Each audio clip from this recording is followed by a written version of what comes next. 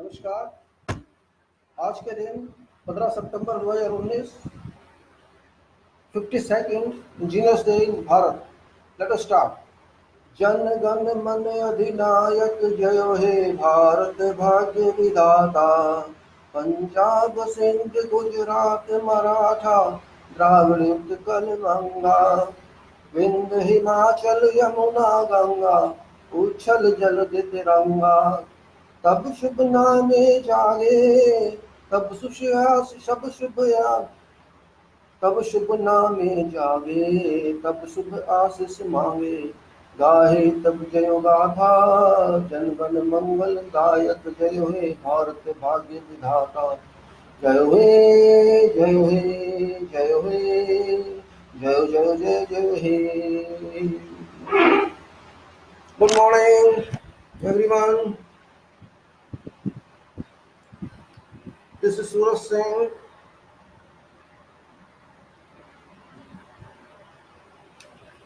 Today, 15 September 2019, in our country, India, Bharat, a special day for all, including engineers particularly. It is called Engineers Day, Abhiyantra Divas, Day for Engineers. It is held in memory of Dr. Visvesvarya Bharat, a devoted civil engineer of our time, and this day is celebrated for engineering memory, for future of engineering, for current engineering efforts. This year theme is Engineering for Change. Engineering for Change. What does it mean? Engineering for Change. Title is this. First of all, let us understand what is engineering. Do we understand that? If you understand, you can say construction of building is engineering, construction of road engineering, production of a machine is engineering, production machine part is engineering, calculations of designs are engineering, and there are so many disciplines in engineering. There are 15 disciplines in engineering, and they are all like nowadays INT engineering is there. So many types of engineering are there. But remember those times, 50 years back, 70 years back, 80 years back, 100 years back, did engineering exist that time? Just imagine. Today we are very proud of calling ourselves engineers, and of course we should be. But did engineering start with us, or started without any syllabus, without any formal training? A person who built many ancient structures, those persons long back, they did not have any degree in engineering, they didn't have any formal qualification, yet they constructed many buildings such as Red Fort in Delhi, Taj Mahal itself, Qutub Minar, Eiffel Tower. You can say there is no one, hundreds and hundreds of such buildings and structures exist, which even have been perfectly working today without any lapse of service. Hundreds and hundreds and hundreds have gone. These are working. Yes, these are working. Engineering is a concept actually. If you see what an engineer, what is an engineer? And what is engineering? Engineering is a translated word. It's ingenious, means a person who is genius. A person who is intelligent and brilliant enough to conceive some idea, to conceive some imagination, and then to bring that imagination to forth on a paper, and then do it by whatever method available. That is what it is. But can we constrain to that? What is formal formula of this? What is formal definition of that? The formal definition is something else. Means, just let us say definition will take later on. Let us, what is engineering actually? God has given us this earth, right? This earth is a stone, and that is right. This is a spherical earth, approximately spherical, not exactly. Similarly, there are other planets as well in the solar system which are all spherical. And even if you see, it's not simply spherical, it's a curved system. If you stand on top of a building, you'll see sky and earth appear to meet together. That's called horizon. But in fact, there is no meeting as such. It's only visionary Visionary vista. Yes, it is visionary vista. But then what is engineer? What is engineering? We say engineer is a genius person, right? Genius person. This means a genius, a person with a genius can be called an engineer? No, that's not true. But something to be done by use of mind is engineering.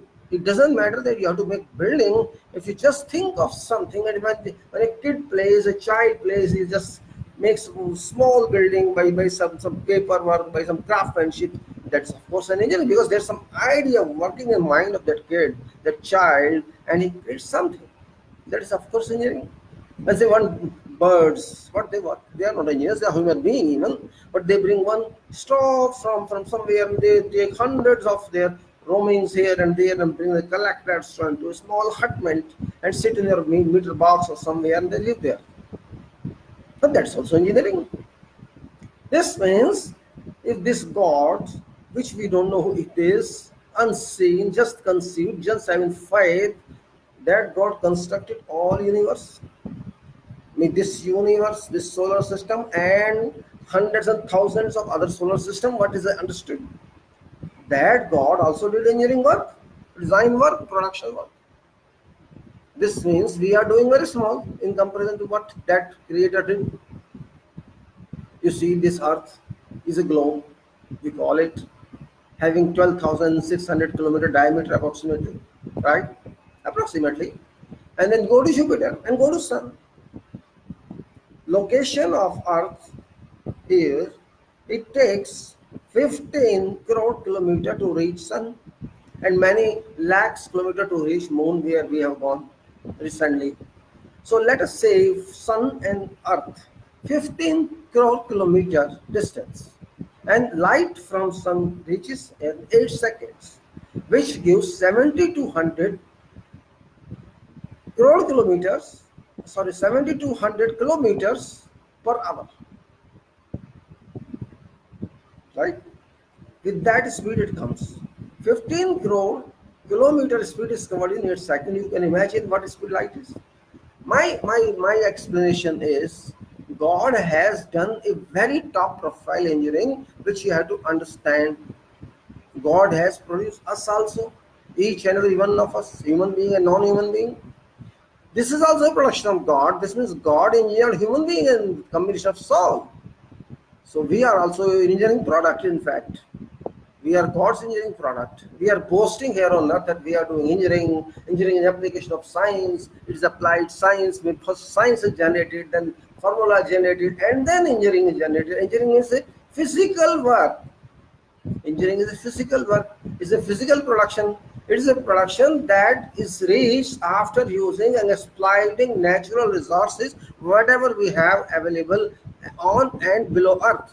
We are exploiting all the resources which God has created as part of earth, as a part of lithosphere, and also you can say aerosphere. Lithosphere is 12,600 kilometers, and about 20 kilometers additional you can take, which is aerosphere.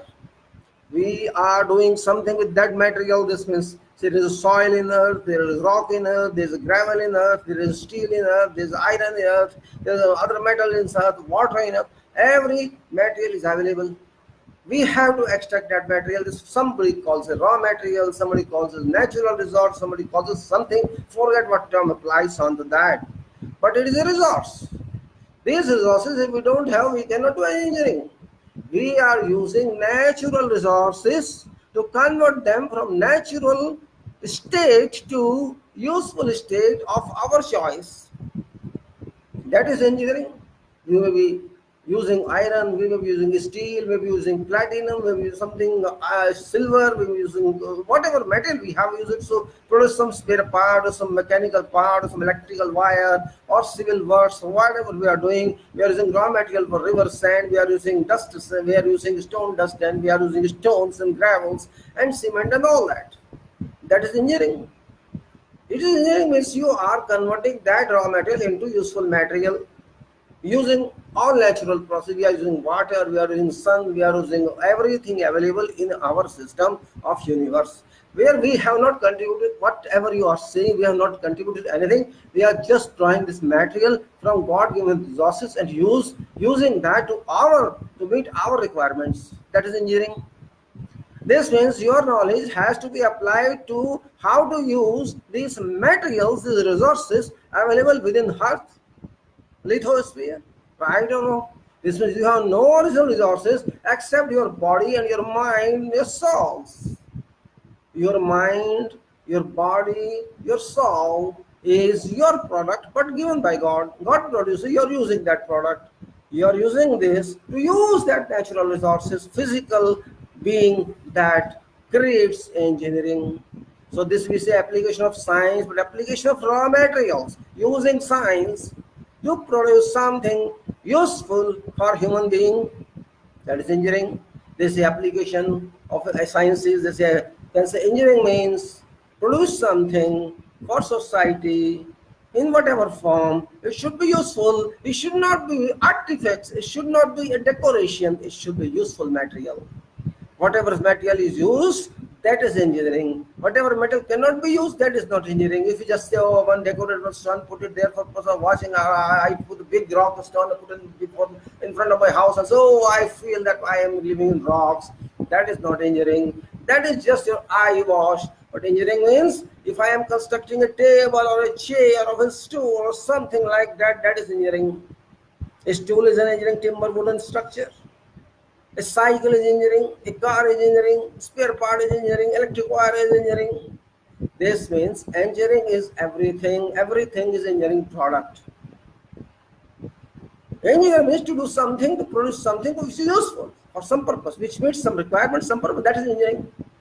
It's not something later on disciplines occur, but in the beginning there was no system, no fabrication, nothing. We just say, oh, this is a mess.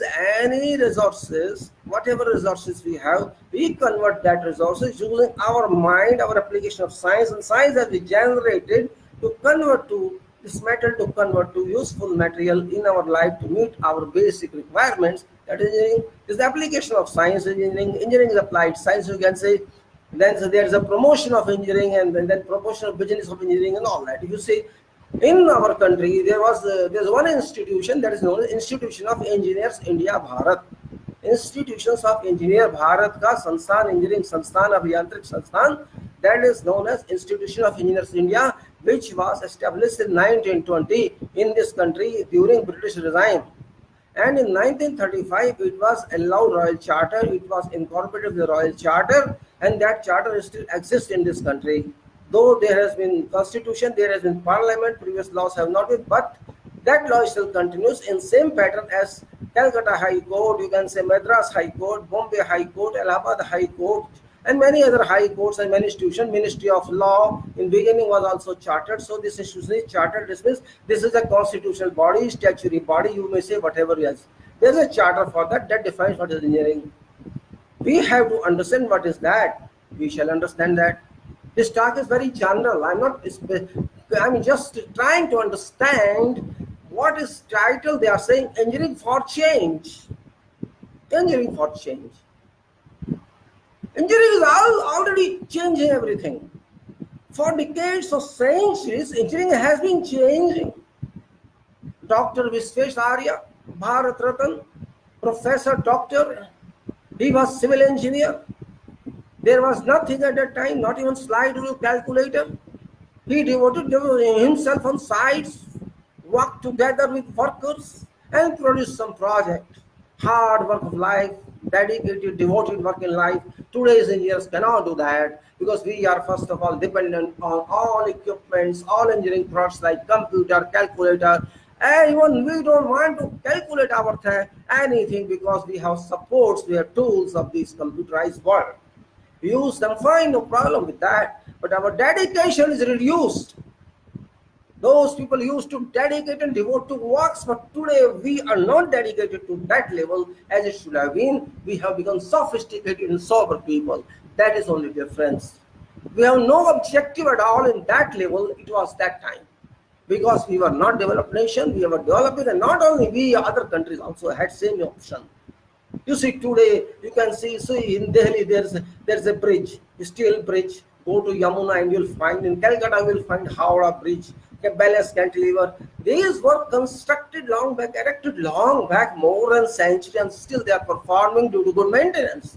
But you see structure of buildings today, You see, bridges today, flyovers today, they have no guarantee at all to exist. They fall. And they say because of that luck it has fallen, because of God's impact it has fallen.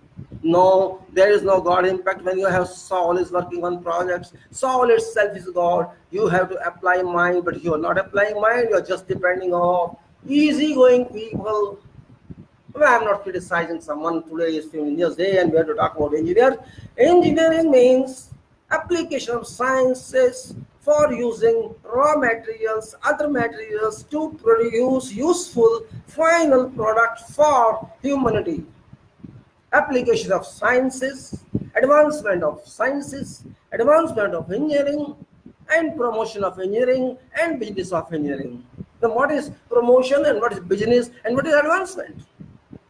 Advancement means advancement of study of engineering, advancement of education of engineering, advancement of application of engineering, in incorporating ourselves engineering with applied sciences, generating more theories, more formulas, and a validation of those formulas for practical work. It may be non-IT work or it may be IT work, both, and then using them for quality product, for safe product, for useful product, durable product, reliable product. That is what is required. Now what's reliable then? What is reliability here? Be simple but reliable. Reliability means a sum of safety plus serviceability plus durability. Safety doesn't mean safety work. I'm not talking about safe means whatever you are doing should be safe. Product should be safe. It should serve. It should not be simple product. It should serve. And when it can be served?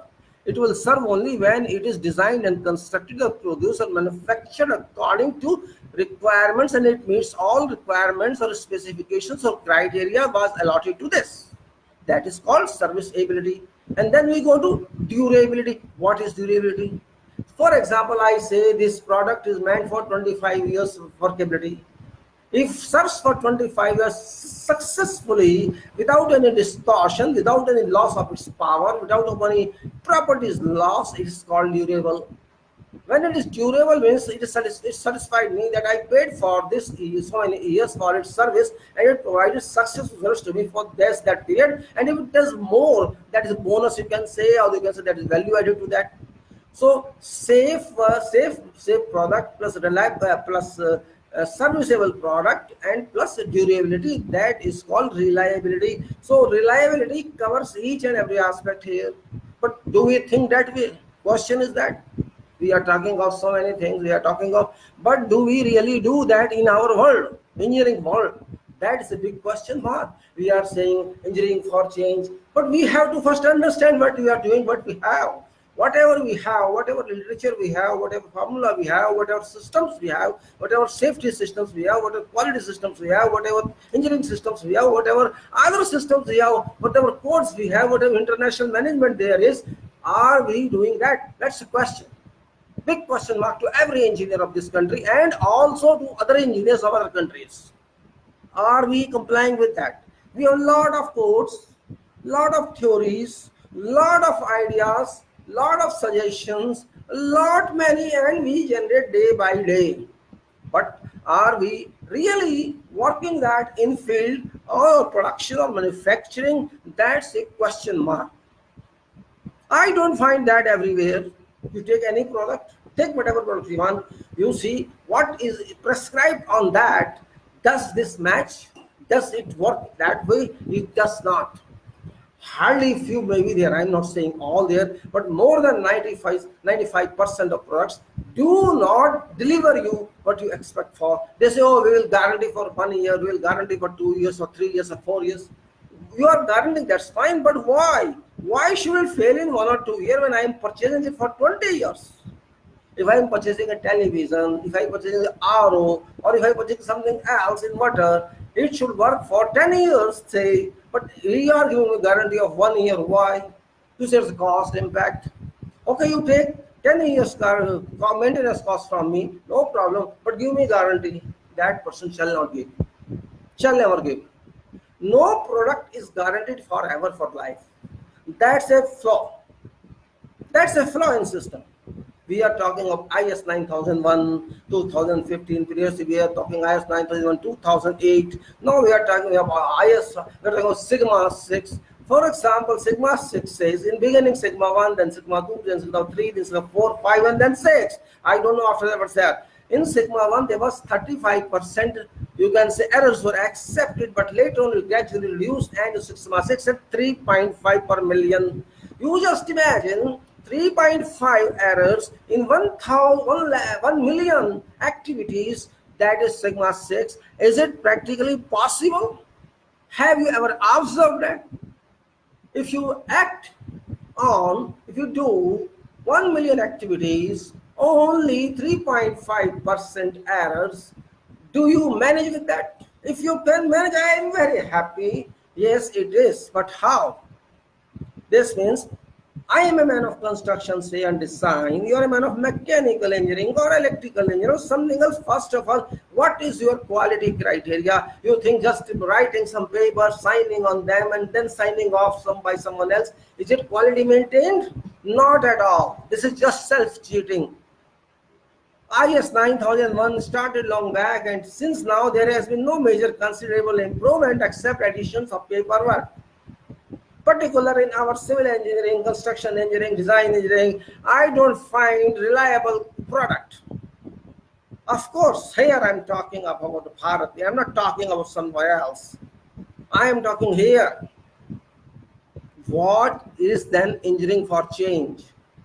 Is it engineering change or engineering for change or change engineering? Engineers are called agents of change. All engineers, if you go back to some previous years and see their theme in engineering congress or some seminars, they used to say engineers change agents. Engineers are change agents. Yes, engineers are change agents. Engineer can change a forest into a city. Engineers can change a forest into a refinery. Engineers can change a rough area into smooth area. Engineers can work on green fields and on brown fields. But that is only mechanism. We can change that. Can we change these societies? That is important. We are a society as a country, nation known as India, Bharat. Can we change that? If we read Constitution of India, which is relevant to this, you cannot leave that behind. How many of us engineers do know about Constitution of this country? How many of us do know? We are saying Jan Gana Mana Dinayak, yes, that is it. You can say it's national anthem, we respect that, we salute that. But do we understand what we are living in about? What actually we are required to do as engineers? Because engineer is backbone of whatever society in addition to medical people. All others come later on. If engineer does not exist, you can say society exists, but like a forest, like ape, like Adi Manav. If there is no well, engineer has to produce well. If there is no hand pump, engineer has to produce.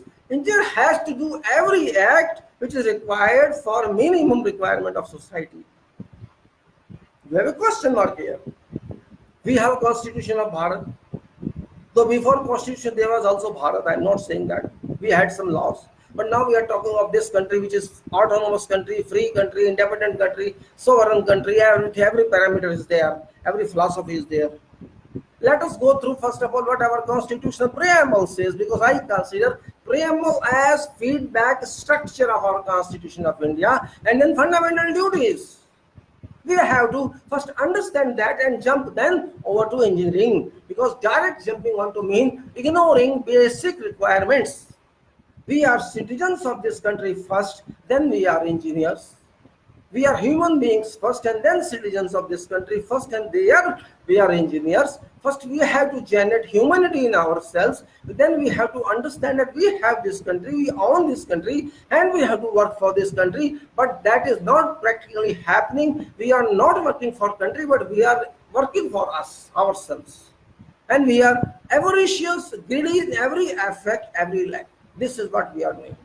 We have to understand it very well. Let us understand this, what I am talking of. It says, preambles of Constitution of India. My question is, do we know about structural power of Constitution of India as given below under title of Preambles of Constitution of India?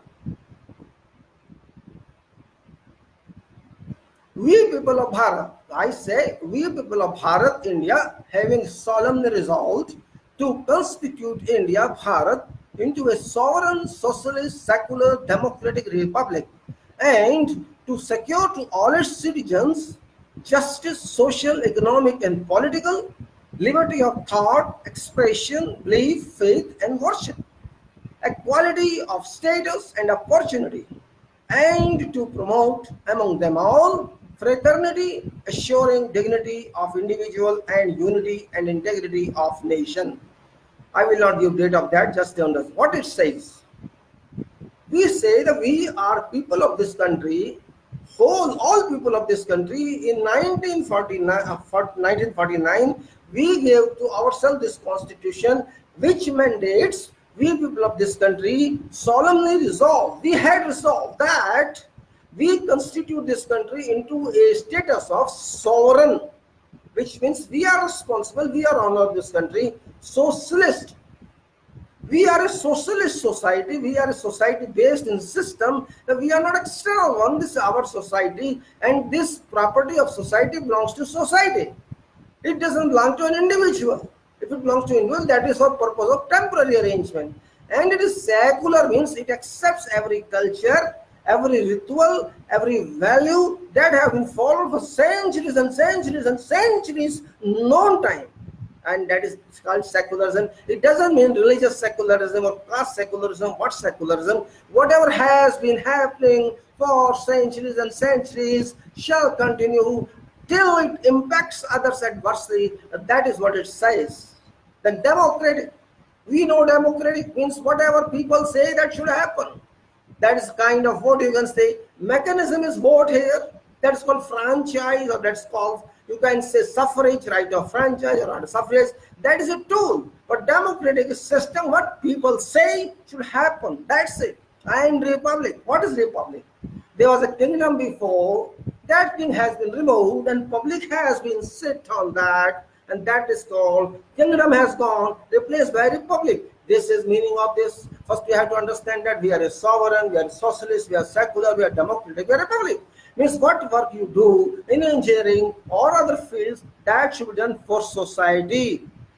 That should be done for all classes of people without even thinking of this religious wise, religion wise, or caste wise. And this is for nation. That is what meaning behind that. And it says further that these parameters secure. It's not simply giving. It's secure to all its citizens. Means these parameters give a security of each and every citizen of this country, and that is justice. Justice of social, economic, and political. Means every citizen should get social justice. Means must get social justice because it's security. Justice means social justice, economic justice, and political justice. These are very big parameters if you understand them. We must be considered socially justified, economically justified, and politically justified. If I have chance, I should take care of that. And then liberty of thought, expression, belief, faith, and worship. This is a very self-explaining sentence. Liberty of thinking. What I think, I have to think. No one can stop me. What I speak, no one can stop me. What I write, no one can stop me until it impacts on other community. What I believe, let me believe. Whatever I feel, let me feel. Whatever method of worship I adopt, let me adopt. No restriction on that. To an extent, other person is not affected adversely.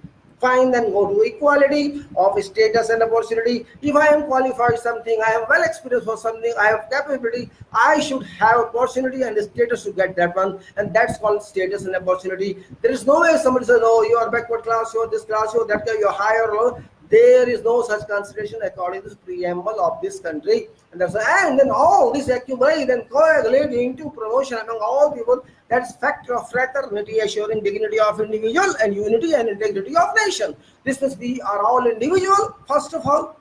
Then honor of individual, dignity of individual is guaranteed, secured, and unity and integrity of nation is maintained. So we all 140 crore people are in one net.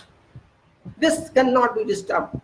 We cannot separate anyone from this, and that is what this gives. Then let's go to other one. Now it is rights, you can say it is security. I said the security is there and it involves complete engineering in itself. This is a part of national engineering, or this is a part of social engineering, or this is part of real engineering, because our engineering should go to these benefits. Our engineering work, whatever we do in our field, engineering wise, science wise, or mechanism wise, that benefit should go to these: justice, liberty, and equality, and fraternity. That is what is required. We have to understand this factor. It's not simply saying this is written in preamble. It is written in preamble, but for every citizen is written. So we are also citizens, we are engineers, we are more powerful than ordinary citizens. We have more knowledge, we have more experience. We can understand better the laws because we are intellectual, we are brilliant, engineers we are, and we have thinking power, and we have writing power, and we have designing power, and we have execution power, we have supervision power, and every power we have practically. And society should get justice on their behalf, liberty on their behalf, and equality on their behalf. If we do that, that's what is required. And then it's called rights and duties, and then look to the fundamental duties, what we have to do. It's not simply saying that I should get this right, but I have to pay for that right, and that payment is I do have fundamental duties, and this duty of every citizen is to abide by Constitution and respect ideals and institutions, national flag and national anthem, to cherish and follow noble ideals which inspired our national struggle for freedom, to uphold and protect sovereignty, unity, and integrity of India, to defend country and render national service when called upon to do so, to provide harmony and spirit of brotherhood amongst all people of India, transcending religious, linguistic, and regional or sectional diversities, to renounce practice derogatory to dignity of women, to value and preserve rich heritage of our culture, to protect and improve natural environment, including forests, lakes, rivers, and wildlife, and to have compassion for living creatures, to develop scientific temper, humanism, and spirit of inquiry and reform, to safeguard public property and to abjure violence, to strive towards excellence in all spheres of individual and collective activity, so that nation constantly rises to higher level of endeavor and achievements. Wow, who is a parent or guardian to provide opportunities for education to his child, or as case may be, a ward between age 60 and 14, and this is our fundamental duty one should do. If we don't do, we are not right citizen, we are not good citizen of this country. And particularly those engineers, I am talking about this, of course this talk is for a whole nation, but because engineers are backbone of every society, engineers are leaders in every society. I am not talking about political leadership, I am talking about social leadership, professional leadership. Engineers are not easy to become engineers, they have to study a lot, day and night. They have to study theories, they have to do tutorials, they have to do practicals, they have to think a lot, and they do a lot of research work, they do a lot of design work, they do lots of practical works, and many other activities they have to do, which cannot be defined in one talk or 100 talks. There are so many disciplines of engineering, from civil, electrical, mechanical, IT, and agricultural, aerospace, and many more. You can say there's no limit, and that what is responsible for making a nation. If we are sitting in cities, if we are sitting in urban areas or rural areas where structures are there, roads are there, everything is there, it is because of development. It's not because of order. Naturally, it's be wood, it's be forest otherwise. We can convert a forest into a city, we can convert many cities into, you can say, cluster of cities, and then state, and then nation. It is likewise. So it's not simply engineering for change, it's complete change. Engineering is everywhere. It's not simply professional engineering, engineering in your society. You have to change thought basis of society. You have to make a school of thoughts in society. First, people should think that they belong to society. There are two things. One is you have to think for yourself at personal level as well as family level, and you have to think for national level and international level. It is the duty of engineers to think of your nation as well as for world. Because engineer is not only for this country, engineer means you are qualified for whole world. You have to serve God's earth. You have to serve this part of God's earth and all other parts of God. If you get opportunity and chance, that is your duty towards our country. I have just given you feedback from 51A article, Constitution of India, that is fundamental duties as well as preambles of India. That is your requirements, what you want and how you can get, how you should keep that met with people. And that is very important, that your duty is not simply engineering science or engineering advancement or engineering promotion or business of engineering. It is more than that. Business you can do, no problem at all. Engineering practice you can do, no problem at all. Engineering designs you can do, engineering theories you can do, engineering applications you can do, you can advance there. But that is not enough. Your services, your knowledge must reach society's lowest level. If your knowledge doesn't reach there, you have some deficiency somewhere. Engineer doesn't mean having a certification and then do job, government service or private service, and then retire and take rest. That is only a part of engineer, but engineer's part is more than that. Engineer is not working for money alone. Engineering is working to get into development of its society and nation. Engineer doesn't want to make a salary or a living. Engineering living it doesn't mean for engineering. Engineering is something else. Engineering, you can say leader of society, leader of nation, social leader. You can say mechanical leader, physical leader, mental leader. Everything engineer should have.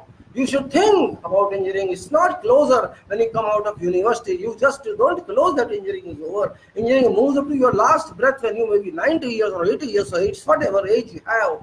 That moves up to there. That's called lifelong engineering, lifelong engineer. Engineer cannot be confined to degrees in engineering. You cannot simply say this man is Bachelor of Engineering or this is Mechanical Master's Engineering or PhD. That does not contain engineering. Engineering is something else. It continues. You update, upgrade, keep up and up and up, and think more and more and produce more. You write something for what you thought and apply it and let other persons read it. That is engineering. You produce something and you produce some building or a structure of spare parts and let it be competitive so that people say, oh, this work is very good, this is quality work, we should promote this. That should happen in engineering, but unfortunately it's not happening at all. I don't know reason for this. If you are just living for sake of money making, then you are not an engineer. Just like if a doctor stays just for money making, I don't consider that professional is doctor, because job of a doctor is not a money making. Similarly, job of engineer is not money making. Money making is job, very small job. You are getting remunerations for purpose of your sacrifice. That is what its reason means. You have to work for engineering and not for society. You have to take care of your family, but not exclusively take care of family. If I say, no, I'm not getting much money in engineering, I leave this business and go to some other profession where money is more, that is your drawback. Engineering doesn't mean you get money. Medical doesn't mean you get money. But we have changed that profession into money-making profession, which is not acceptable. Engineering and medical both have done same. But unfortunately, engineering completely different field. Money making has no criteria here. But quality system, safety system, development system, advancement system, research system, all that come on that. When you can understand that? It's very, very important that we have to understand this. We say engineering for change. Yes, engineering is for change. But definition should be clear. What it is, what change do we want, where do we want change? Engineering is itself a change. When you engineering something, it is a change. Engineering means change by intelligence, change by brilliance, change by thinking, change by thought, change by something. I consider if you are an engineer, you should be a religious engineer. You should not say, I'm an engineer only. You are by your mind, by your soul engineer, by profession, by religion. What is meaning of profession? We say profession. Though there's no definition of profession, no problem. I don't care for definition. Who shall define that? Only engineers can define that. What parliament shall define? They don't know anything. How can they define? It is we who have to define what is profession. Profession means a practice of religion. A person who is a bishop, a person who is a Brahmin, a person who is a Maulvi, they themselves are called professionals of religion, professionals of worship, professionals in their career. So we have religion of engineering, which means religion of using intelligence of mind, religion of using being brilliant, being genius, and that should be applied to work, and that is called religion of engineering. You are living for engineering. For example, I am an engineer of civil, you are an engineer of mechanical or someone else. You have to keep thinking about what best you can do, what more better you can do, how can you achieve miracles, and how can you achieve, you can say, something which is unpredictable. But that we don't know. Oh, I got some formula, I use this formula and calculate, and okay, do this design, I know. Design is not simple on formula. If I conceive a building, I don't take care of design first. I say what I need. I have to see what I need. Oh, I need some structure. I need a house or I need a building. What type of it should be? I have to think myself. I don't need any feedback someone else. Or I consider myself architect. I consider myself engineer. I consider myself electrical engineer. I have to consider every point in it because I am taught like that. Some property, everybody is taught. Common engineering, that is. If I am a civil engineer, I know little mechanical, little electrical, little, everybody knows this in field, in engineering education. Everybody, just like we know English, we know Hindi or our other regional languages, same thing we know other types of subjects. So we have to understand those, that's very important. So we should think first what we need. Just like if I'm walking on the road, I need a shoe, I need chapel or something like that. So when I'm going to think about something, I have basics of that. I should think of that. I should replace that and say a preliminary picture of that should be in my mind. That is most important rather than just designing simple, oh, this is light beam column we designed, then it's no, that is not engineering actually. That is a confirmation of validation of engineering what you've done. You should have a complete concept in mind, what performance you want from this structure, what function this structure should serve which you are going to produce, what is the intention behind that, that's more important. And once you finalize that, you are a designer.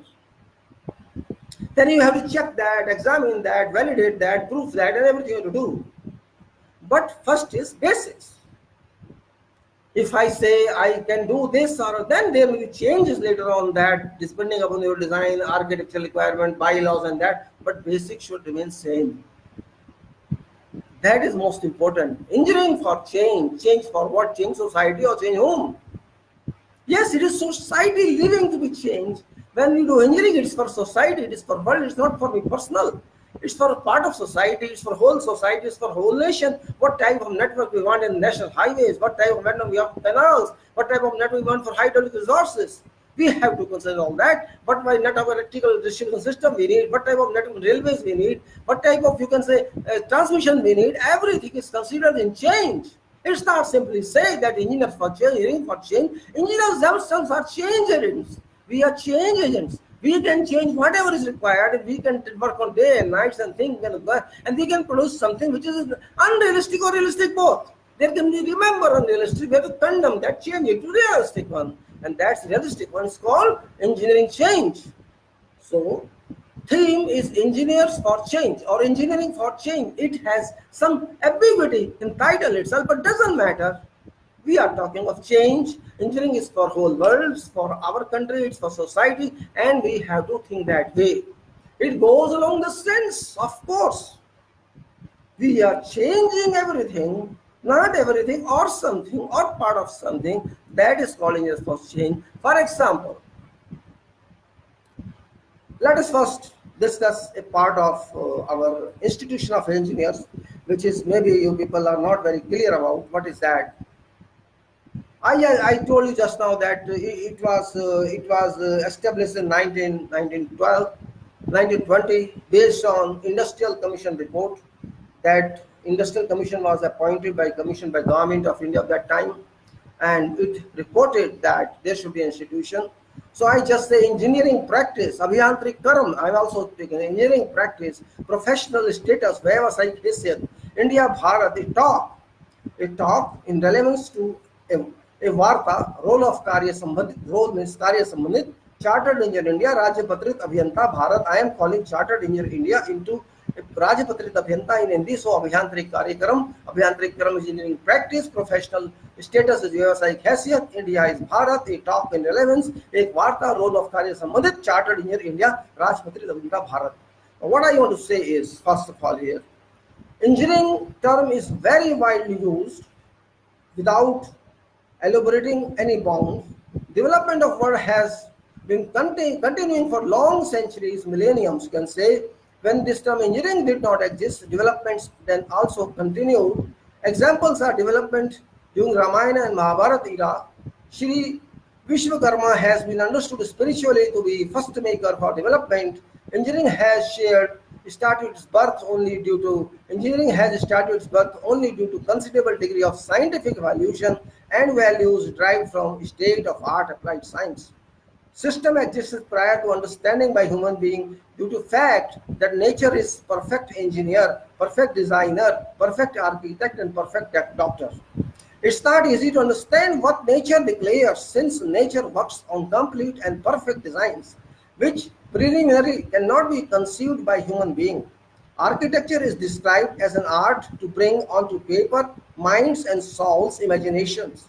Engineering is understood to be a combination of arts and science, since it radiates globally, drawing its spectrum from all applied sciences fields. Applied science brings in an extremely significant systems-based devised world into further broader world of engineering.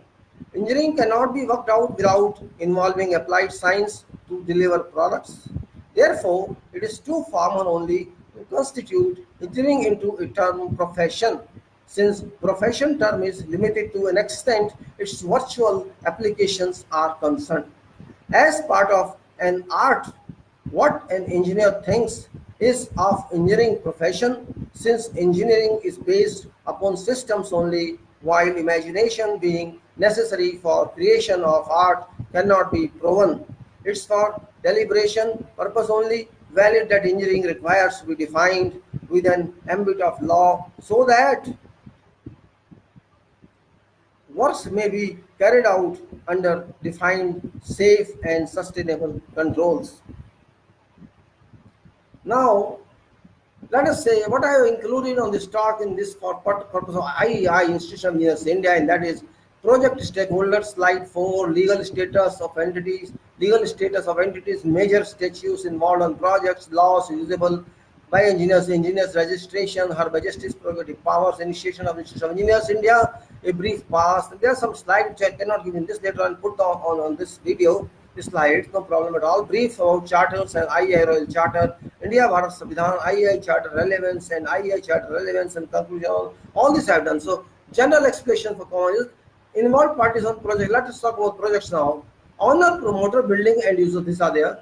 One stakeholder is owner, promoter, then engineer, architect, other professional engineers, then contractor, experts on demanded projects. Then what is an engineer by definition on an international basis on professional correct contracts? The answer is simple and should be responded to by including indicative following elaborations. Engineer means an engineering qualified and competent professional legally authorized to conduct or carry out engineering activities required within profession, prosecutable both in offices as well as in field of operations.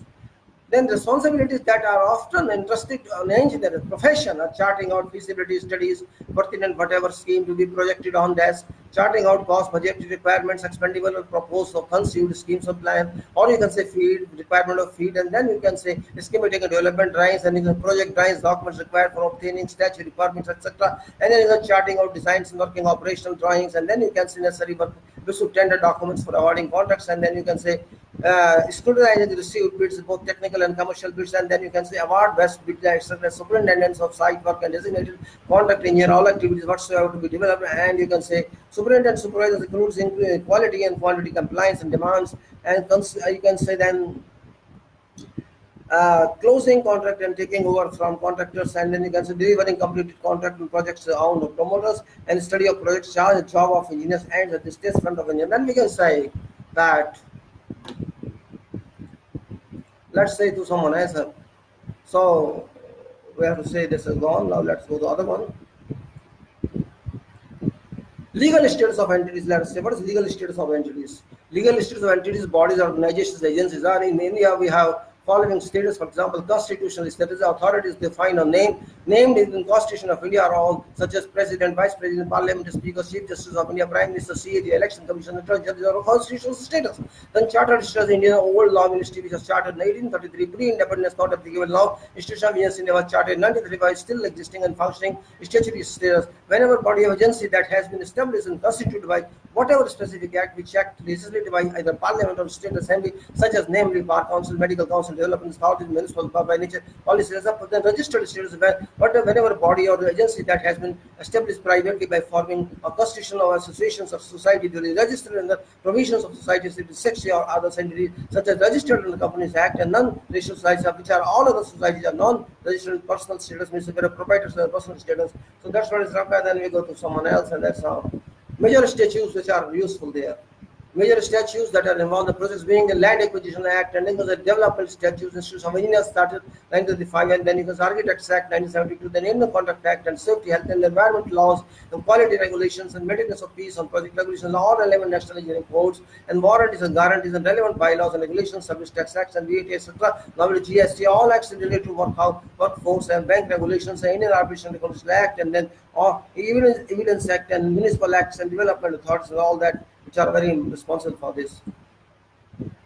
Let's say different laws are there for purpose of use of the engineers are institutions of engineers India, service tax, GST, contract related bond regulations, SHE regulations, fire protection regulations, quality procedures, and all relevant bylaws, and all relevant national board codes, and relevant international codes, etc., etc. And that's all what is used here. And then you can say engineers registration is very important for purpose of regulation of practice engineering, practical engineering, in particular respecting civil engineers. A convention has been surviving for many decades in almost every state in India, Bharat, that municipalities conduct certain documentation for granting licenses to engineers on an annual basis. It's likely regretted that such registering practices has not been based on, supported by certain competently defined statutory authorities, procedures, urban development authorities, including municipalities, that draw relevant powers of implementation of respective schemes from Constitution of India, Article 243W, Schedule 12, Power Charter of Municipalities do not affect all such irregular engineering registrations under arbitrarily applied by law. Schedule 12 enshrines within Constitution of India does not anywhere on its list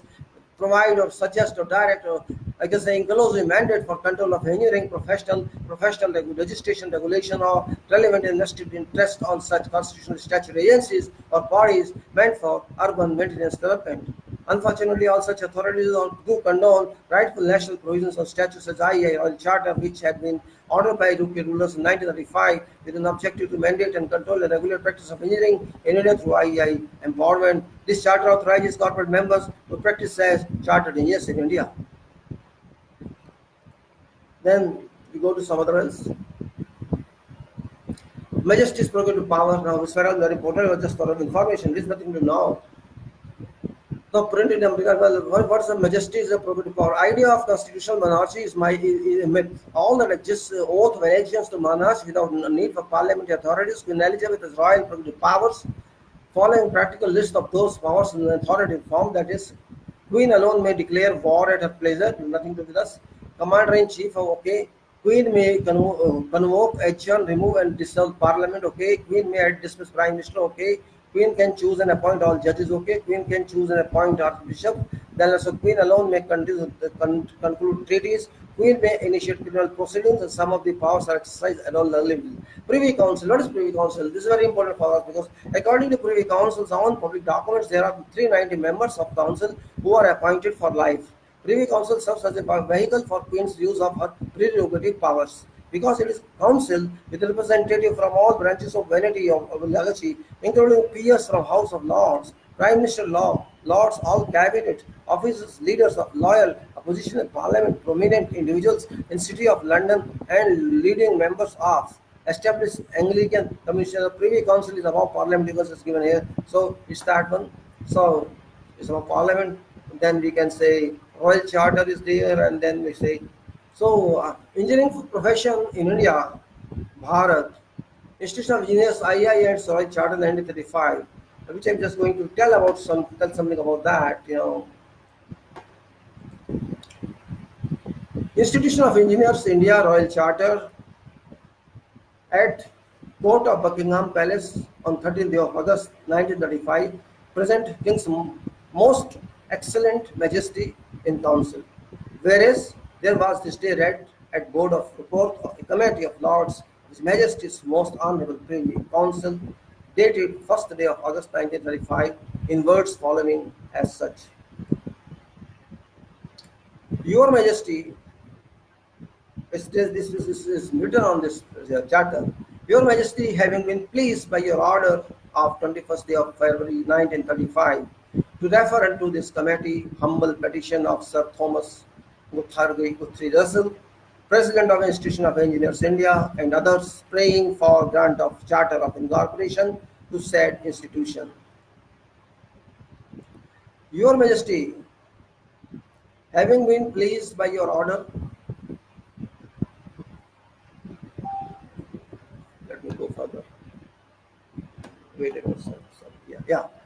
Having taken into consideration Having taken into consideration said report and draft charter accompanying it, was pleased by and with advice of his Privy Council to approve thereof and to order as it is hereby ordered that most honorable Marquis of Jetland, one of His Majesty's principal secretaries of state, do cause a warrant to be prepared for His Majesty's royal signature for passing under great seal a charter of in conformity with said draft, which is hereunto annexed.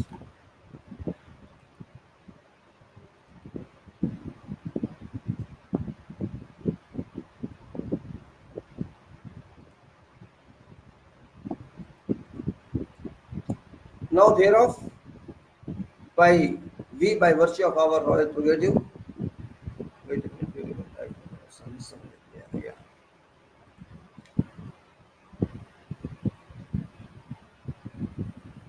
Yes. George Fifth, by grace of God of Great Britain, Ireland, and British Dominion, beyond seas, King, Defender of Faith, Emperor of India, to all to whom these present shall come greetings.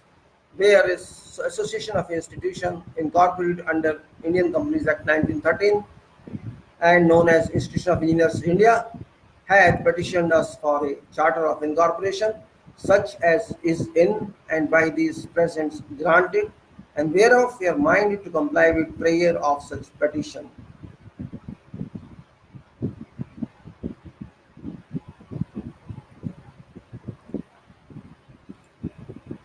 Now thereof we by virtue of our royal prerogative in that behalf and of all other powers enabling us so to do of our special grace, certain knowledge and mere motion, do hereby for us our heirs and successors will grant, direct, appoint and declare as follows.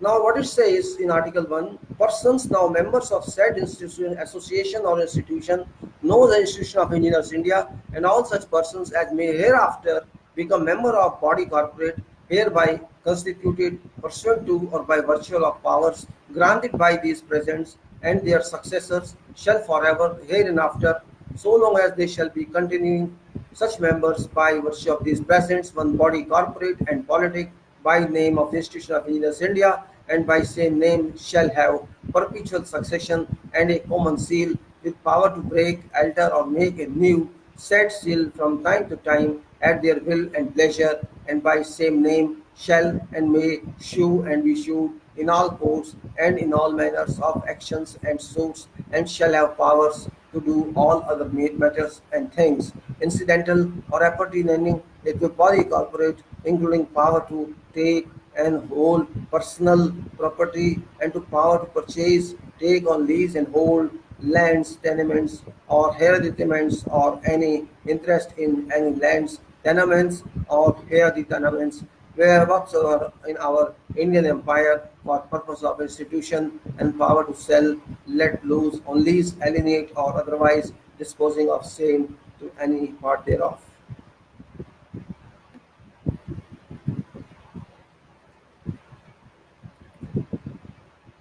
Now, what is objects is objective of this is objects as Article 2 objects and purposes for which Institution of Engineers India hereafter called Institution of Engineers it is an institution is hereby constituted to promote general advancement of engineering and engineering science and their application in India and to facilitate exchange of information and ideas on those subjects amongst members of and persons attached to institution and otherwise and for that purpose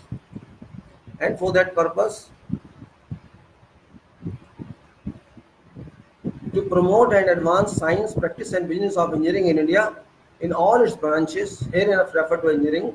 Business of engineers is very strong term here. Okay. To establish, subsidize, form, promote and maintain local associations, members belonging to institution and other engaged or interested in engineering so as to assure each individual member as far as may be possible equal opportunity to enjoy rights and privileges of institution. to diffuse among its members information on all matters affecting engineering and to encourage, assist, and extend knowledge and information connected therewith by establishment and promotion of lectures, discussions, or correspondence, by holding of conferences, by publication of papers, periodicals, or journals, books, circulars, and maps, or other literary undertaking by encouraging, etc. Is all given, right? It's all given there. To promote study of engineering with a view to disseminate information, obtain facilities, also. Okay. To establish, acquire, carry on, control, or advise with regard to colleges, schools, other educational establishments where students and apprentices may obtain a sound education and training in engineering on such terms as may be settled by institution. To encourage, yes, to encourage, regulate, and elevate technical and general knowledge of persons engaged in or about to engage in engineering or in any employment, manual or otherwise in connection therewith, and with a view thereto to provide for holding of classes and to test by examination or otherwise competence of such persons, and to institute and establish professorships, studentships, scholarships, rewards, and other benefactions, and to grant certificate of competency, whether under any law, whether under any act of Government of India or the local governments regulating conduct and qualifications of engineers or otherwise howsoever. To give Government of India, local governments and municipalities and public bodies facilities for conference with ascertaining views of engineers, etc. Now, my purpose to tell all you is one provision in this act, you can say, this charter is about. There is a provision in this which is very, very important for all engineers, and that is about Article 8, 9, 10, 11, 12, and 13, then 14, then 15.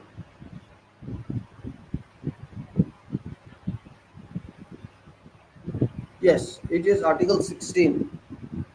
Article 16 in this IE Charter or presents Article 16 states every person being at any time a corporate member of institution of engineers may, so long as one shall be corporate member, take or use name or title of Chartered Engineer India, Chartered Engineer and in bracket India. This is attraction of this charter. This is attraction of designation of Chartered Engineer India.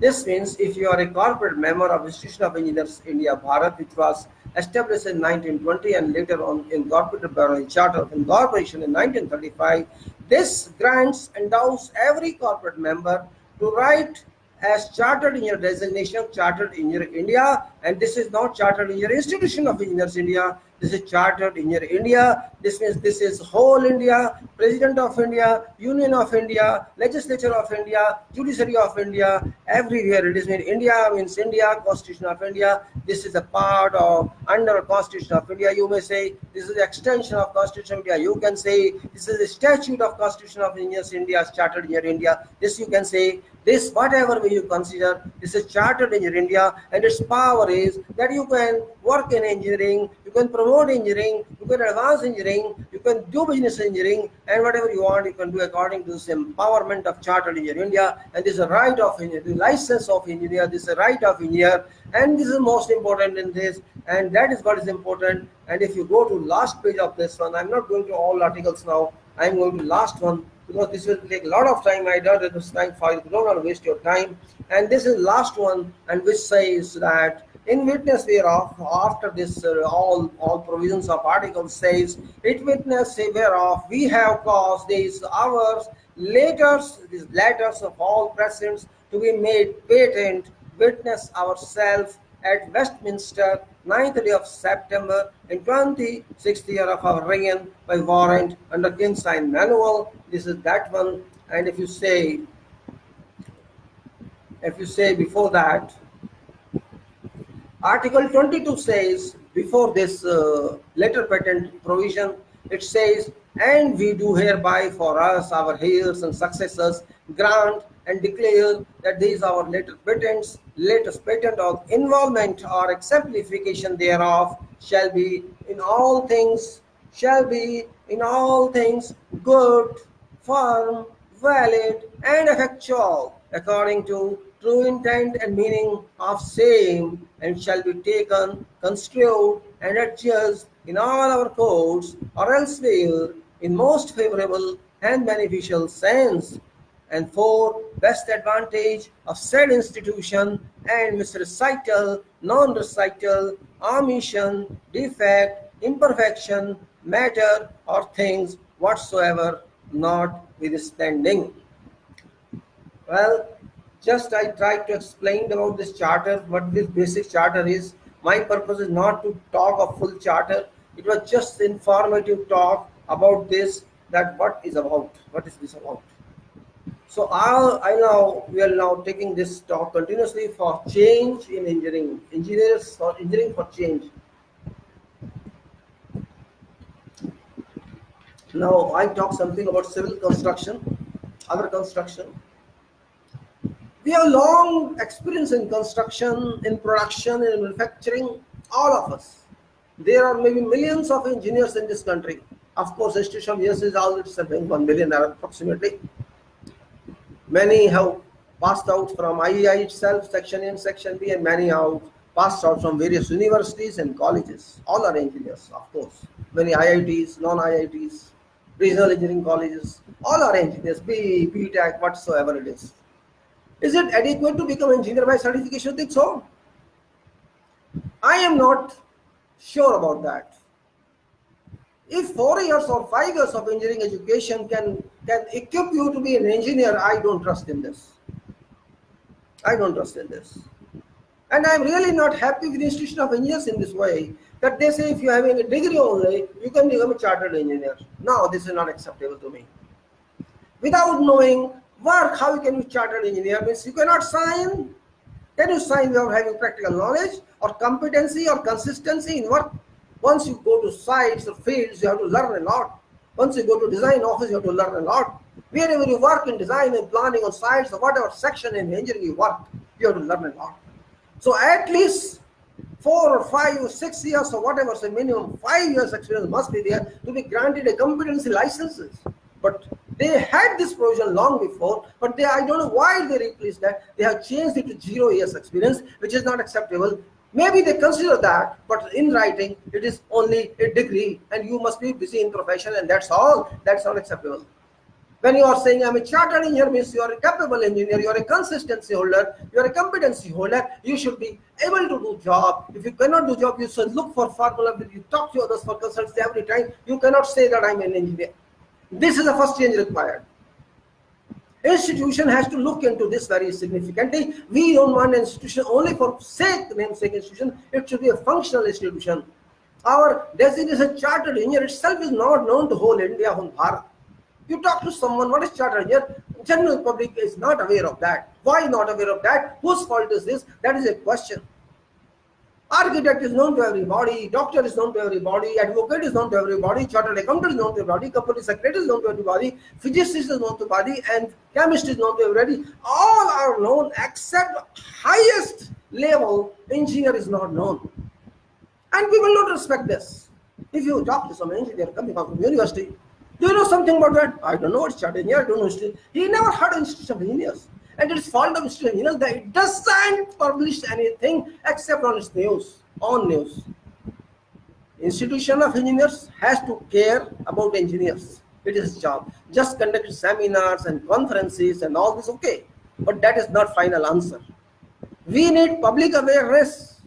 We need, people should call who is chartered engineer. That is a requirement. I visit many buildings, I go and see, I feel very angry looking at quality of this, because safety management of them, that's not acceptable at all. But we cannot do anything because there is nothing prescribed in law that engineer is required there. Architect is engineer, mason is engineer, carpenter is engineer, plumber is engineer, everybody is engineer except engineer is engineer. This is real estate, of course. We have to accept this. Why don't we accept this? Why don't you do something? A council is there, state councils are there, committees are there. If you talk to them, they don't respond.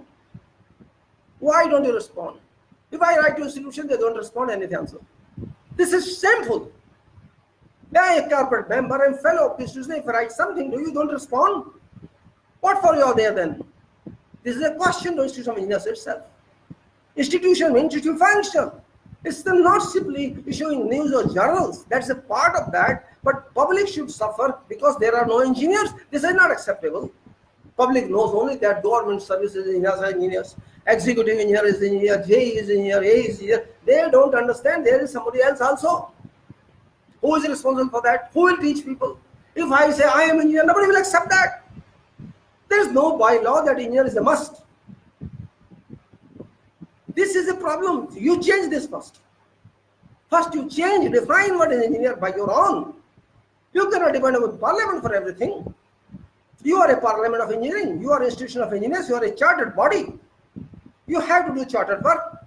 Just some seminars, conferences, congress, that is fine. I salute that. But real is chartered engineer. If professional engineer is not available to public, if chartered engineer is not available, what's the meaning of institution do anything? No problem, no use at all. If I don't get my value in society, what's function of my being member? What's function of my being chartered engineer, professional engineer, international professional engineer? There's no requirement at all anywhere. We may simply jump ourselves, they accept. There should be a mandate, which only institution can do. I wrote many drafts of bylaws, they did not care. I raised many questions, they never care. So what purpose of council is there? What's the purpose of secretary and director general is there? They never respond. Why? You are conducting meetings, you are conducting general, everything you are doing, that's okay. But question is, root, where is root? If engineer is not used in services, if engineer is used in private life, if engineer is not used in public life, what is function of being an engineer then? Is only government servant engineer? What function he does? He has taken no responsibility. They don't take the responsibility. They just supervise contractors. And contractors don't care about. You go and say, ask any contractor, ask any engineer of my private contractor, ask someone, they will not answer any question. I talk to many people, they don't understand any technicalities. But they say, I have 25 years experience, I have 50 years experience, I have 40 years experience. What is function of their experience? I did not do anything in advance. And you are talking of engineering for change. What change is required? First, do engineering itself what is available. Are we doing what is available? If that we are not doing, what we can change? How shall we change? We are not doing what is applicable. I have proof of that. Let us say, civil construction is very important in every country, and we too have. Mechanical construction is there, powerhouses are there, everything is there, all projects are there, all are multidisciplinary projects. There is no single discipline. But I am talking of the civil, so I am a civil engineer, I talk to civil engineer. Let us say concrete itself. Is concrete small technology? Concrete is affecting whole people. It affects atmosphere. It affects environment. It affects everything. It affects working. It releases gases. If you ask an engineer, I'm not saying chartered engineer or professional, I'm saying an engineer just working in field. I ask anyone, do you know something about concrete technology? They say, yes, we know. What do you know? Tell me temperature of concrete, wet concrete. What? What temperature? They don't know. An engineer working for 25 years in construction, and I ask what's temperature of concrete should be, he says, I don't know.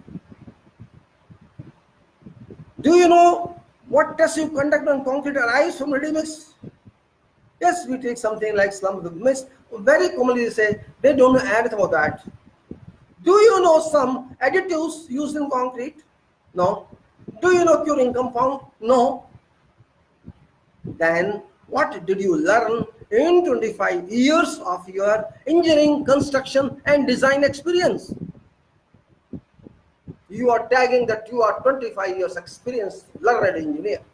But what did you learn? You learn all malpractice. You learn all abuses. You learn non-safety. If column is out, you just reshape it. This is you learned. You did not learn curing. You didn't learn anything. If you ask, you are not telling that. You still, oh, builder doesn't listen. That doesn't listen. Are you set to command of builders? You have no answer. Go to any road and see. Today you construct road concrete paving. After 3 months you will find cracking and settlement. No compaction, no controls, no curing, no supervisor, no engineer. You are talking of engineering for change. Which change? Whatever is available that is not being used, what change? You think of that. It's nothing new. OPC we are using, ordinary Portland cement we call it. Then we say we add some PFA, pulverized fluid as to that, and that's enough. If manufacturer says this I have, you take this, you take this. Did you think otherwise? Nobody thinks so. Do you know how many kilograms of carbon dioxide one bag is releasing? We don't know. Atmosphere is full of carbon dioxide, ethane, methane, propane. Is it right or wrong? It is right. It's full. Oh, who is taking care of that? We have to think a lot. Whatever we have, first we learn it, we do it, we experience it, and then we say engineering for change. Yes, I'm not talking of ISRO. I'm not talking of scientific research. That is different. Their engineers are different. There is different world. I am talking something which applies to general public. Roads are used by general public. Buildings are used by general public. Structures are used by general public. Flyovers are used by general public. Railway lines are used by general public. I am talking for those topics, for those subjects, for those projects which are in general way. If bridges collapse, if roads sinks, if they cave in, if the structure falls, whose responsibility it is? What we are talking of change. We have to change. First, we have to change our attitude, our work, our culture, our mindset, our philosophy, our engineering manners. That we have to change first. Have we done adequate on that? We have not done adequate on that. If I write something that is not accepted because I am writing not according to choice of committee, so what? You are giving 10 minutes or 12 minutes to speak on some subjects. How can you speak in 10 or 20 minutes? What's function of that seminar? You have to explain to people something in details, only then they can understand. But no, this is all. Okay, thank you very much. No problem for me. I don't care for that. My question is engineering for change. First, we have to know what is engineering. I explained that. This is engineering. This cost us. We have exploited our resources. We exploit everything. We have produced automobiles. We have produced cars. We have taken out all the fossil products from below, diesel, petrol, LPG, all that we have taken out. We have taken out iron. We have taken out all materials. We have taken out gravel. We have taken out dust. We have taken out everything. Everything we extracted out of oil, and we are saying it's going to deteriorate atmosphere. Greenhouse effect. Yes, it is. Environmental unfriendly it is. But what to do? You develop. We have to see how can we minimize that effect. That is more important. Well, I'll just give an example of that before going further, because I think something practical should be there, something you can say useful should be there in 5 or 10 minutes talk or something like that. It's not simply talk itself, friends. Let's say this, yes. It is, you can say, I just posted on your text also this.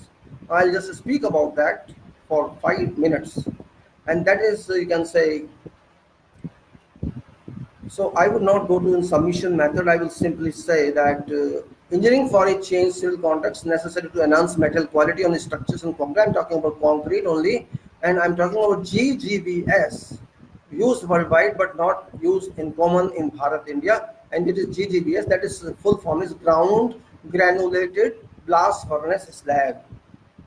Byproduct of iron extraction, an alternative cement material other than pulverized fly ash, PFA, and microsilica MS. GGBS is fine powder used in concrete as an alternative cementing material, replacement of cement in required percentages. Major use is ready-mix concrete or in production of Portland slag cement. GGBS replaces a substantial proportion of normal cement, ordinary Portland cement in RMC, ready-mix concrete. Mixing varies from 30 to 70% approximately, generally 50%. Higher proportion of GGBS means better durability for concrete. GGBS is also used in other forms of concrete, including site-based and precast. Replacement of Portland cement by adding up to 70% GGBS reduces cement content in concrete from about 400 kg per meter cube to 120 kg per meter cube, and despite of this large reduction of cement in concrete, ultimate strength is not affected. Also inputs considerable improvements in durability properties of concrete. GGBS slag is a byproduct of iron and steel manufacturing process, available at 1500 degrees Celsius, quenched, dried and ground to coarse particles. It contains entire basic constituents of OPC, but not exactly in the same ratio and chemical form. Slag itself has no cementing property, but when mixed with OPC or activated chemically, it develops hydraulic properties similar to cement.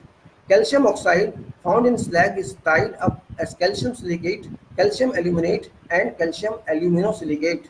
Although these compounds are not identical to those found in Portland cement, tricalcium silicate, tricalcium aluminate, etc., they hydrate when activated by calcium hydroxide, generally during hydration of Portland cement. Since GGBS is almost 100% glassy, it is generally more reactive. Process of quenching is called granulation because it produces glassy granules similar to appearance to coarse sand, having an excellent cementitious property when ground to high fineness and mixed with cement. Comparison between chemical contents OPC GGBS. Now if we compare that CaO, OPC is 65%, GGBS is 40%. If it is SiO2, OPC is 20%, GGBS is 35%. If we take component AI2O3, OPC is 5%, GGBS is 10%, and if it's MgO, OPC is 2% and GGBS is 8%. Comparison on compressive strength, let us say, in compressive strength, 100% OPC, 7th day is 40, this is Newton per millimeter square, 28 days 53, 90 days is 60, and from 90 days onwards it is 50. Then this from 7 to 90 days, I told 7 to 90 days is 50. 80% OPC plus 20% GGBS, 7 days 35, 28 days 52, and 90 days 57. And 7 to 90 days is 63. If it is a 70% OPC and 30% GGBS, it is 32 days at 7 days 32, 28 days 50, 90 days 60, and then 88, 7 to 90 days. And 50% OPC plus 50% GGBS, 7 days 30, 28 days 47, 90 days 56, and 7 to 90 days 87. 30% OPC plus 70% GGBS, 7 days 25, 28 days 45, some 90 days 58, and development from 7 to 90 days 132. I am interested in 30% OPC plus 70% GGBS, that is most suitable for construction activities in civil construction. Physical properties of GGBS: color is off-white powder, bulk density loose is 1 to 1.1 ton per meter cube, and bulk density vibrated one is 1.2 to 1.3 tons per meter cube. Now what I am saying is better constructability it is. Better constructability, improved workability, better pumpability and compaction characteristics for concrete placement. Increase strength, enhanced durability of concrete, enhanced reliability, reduce permeability, less penetration of chlorides, increased density and strength, more chemically suitable, more chemically stable, less impact on concrete near sea rivers, high resistance to chloride penetration, less susceptible to corrosion, high resistance to ASR, that is alkali silica reaction, very low heat of hydration, no shrinkage, cracks, less structural cracks, improved resistance to attack from fire, sustainable during fire, increased fire resistant and fire safe structure, superior appearance, improved surface finish, no honeycombing, no visible joint, lighter and more even color, fair exposure possible, enhanced reflectivity for greater visibility and safety, suppresses, eliminates efflorescence, can produce a smooth surface, low environmental impact. Production of GGBS involves virtually zero carbon dioxide emissions and no emissions of SO2. NOx, CO, PM10, OPC 50 kg releases 46 kg carbon dioxide. OPC 50 kg releases 46 kg carbon dioxide, which is 92.7%, while GGBS releases 9 kg carbon dioxide, is 80% down. It means there is a down of 80%, and 1/5 we reach. Carbon dioxide is reduced from, see, it goes to 80% down. What else you want? 80% down carbon dioxide when you use GGBS. Use of GGBS extends life cycle of concrete structures, high durability, reliability, reduces lifetime construction costs, better value for money, enhanced durability and strength, longer life, enhanced architectural appearance, reduced need for other expensive finishes or painting, enhanced environmental performance, reduce risk of attracting carbon taxes, lower maintenance cost, enhanced life cycle, no additional premium on material cost, overall better value for money. How GGBS is used? Let us just say briefly. GGBS is added to concrete by addition at concrete mixer along with ordinary cement aggregates and water. Normal ratios and proportions of aggregates and water to cementitious materials in mix remain unchanged. Mixing times are same as for ordinary cement. Both wet mixing and dry mixing processes can be used for making concrete with GGBS. GGBS is added to concrete by additions at concrete mixer along with ordinary cement, aggregates and water. Normal ratio and proportions of aggregates and water to cementitious materials in mix remains unchanged. Replacement ratios for GGBS vary from 30% to up to 85%. Typically 50% is used in most instances. Higher replacement rates up to 85% are used in specialist applications such as aggressive environment and to reduce heat or hydration. GGBS can be used at replacement levels of 70% for up to M40 grade concrete. Very good for producing concrete for heavy foundations and tabletops.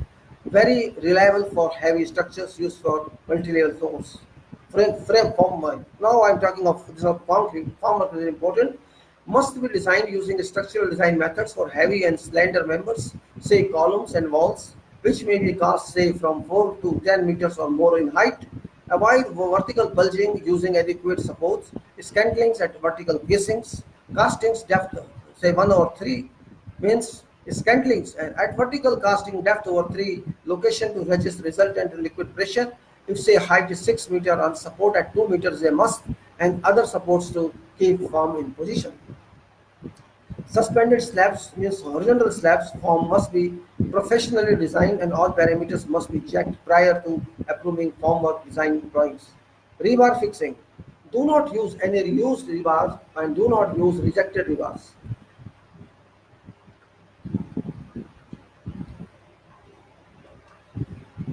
Procure and deliver to site straight lengths and no bar bend using trucks but trailer. Store on prepared dry surface, wooden supports or dry floor. Cover with polythene sheet to protect bars from moisture, ingress and rain. Cover all site installed bars at end of day with polythene. Do not overlap higher diameter bars but use mechanical connectors. Better use lesser size bars for better cracking controls. Ductility and durability. Better use lesser size bars for better cracking controls, ductility and durability. Do not ignore concrete spacers. Better cast on site locations rather than procuring plastic spacers. Flash setting. Flash setting causing adverse impact on concrete. Hot steel surfaces during high temperatures can impact on wet green concrete and harm it. Take care to sprinkle water on forms prior to concrete pouring. Concrete delivery from RMC to site location. Sorry. Check time of concrete filling into truck and its arrival time to site. Ensure slump, air voids and concrete temperatures are within specified limits and record on documents. Take cube samples per requirement and follow up controls. Cubes may also be taken for keeping on-site locations to test when kept on site and not in cube water tank. This method could be required to know site concrete real strength and not laboratory condition strength. Application of vibrators and pour. Vibrator operating assistant must be well trained about its right operation, or else over vibration may result in segregation and under vibration may result in concrete with porosity. And major voids, concrete must not be poured more than 400 mm layer depending on vibrator's needle. Nozzle length, needle vibrator must penetrate into previously laid concrete layer before previous layer is cold enough not to accept needle. Do not pull accumulated concrete using vibrator. Do not exceed vertical drop of concrete from pump chute pipe and more than 1.5 meter. Pour concrete from pump to location gently. Avoid dropping impacts. Refer to Excel sheet for viewing pouring plans of certain heavy members used for major concrete blocks, massive foundations. Maybe I able to put them on this web. I don't know. I'm not sure. Well, we'll go to then curing of concrete and hydration, which are very important for life of concrete, and practical consideration. When temperature range remains between 4 to 10 degrees Celsius, when curing method is an exclusive by application of curing compound, when curing method is done either by thermal application or by autoclaving, when concrete is done above 4 degrees to 38 degrees, when concrete is done in air conditioned environment, when temperature. Okay, now let's see. Now the titles I just tell now. You say when temperature range remains between 4 and 10 says, since surrounding of concrete affects in no major evaporation, maintained temperature may not require and specific method of curing. This is from 4 to 10 degrees. Process of hydration can accomplish itself just by an ordinary polythene sheet membrane cover. Then we go to when concrete is done exclusively by application of curing compound. It's a protective method of curing done either by spraying wax-based curing compound or water-based curing compound. Water-based application does not result in more than 60 to 65% effective curing. Wet-based curing compound is fully effective, but for carrying out plastering, debonding agent, coating is required or wait for at least 6 months for self-degradation of membrane. On vertical surfaces of columns and walls, post-striking forms, spray water on surface, cover immediately with saturated adhesion and further cover with polythene membrane. On horizontal surfaces, spray curing compound immediately once surface finish is done, and then once surface set, cover with saturated adhesion, which is further covered with polythene membrane and kept wet for required number of days. When curing is done by thermal applications of autoclaving applications, or when curing is done by thermal application or autoclaving application, that is steam curing. Thermal curing application does not require any curing water directly in contact with concrete body, but requires only surrounding to be maintained in required temperature. In fact, no heat of evaporation is allowed to be released and hydration is accomplished automatically. Generally, massive concrete blocks are applied with thermal curing process.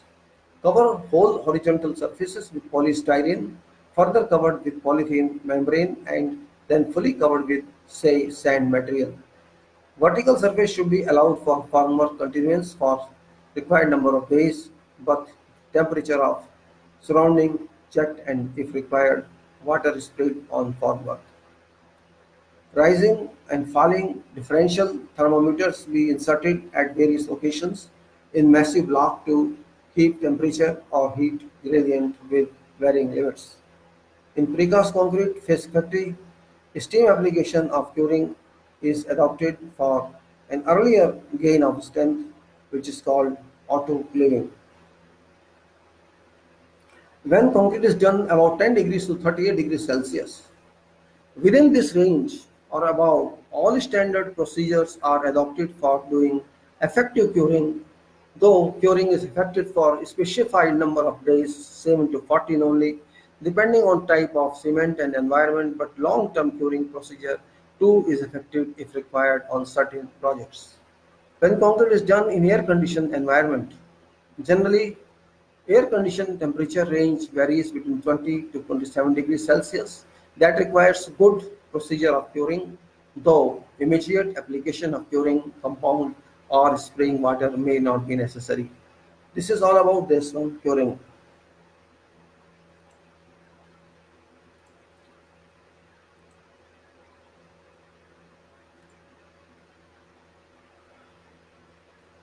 I have talked about concrete technology. That technology is available.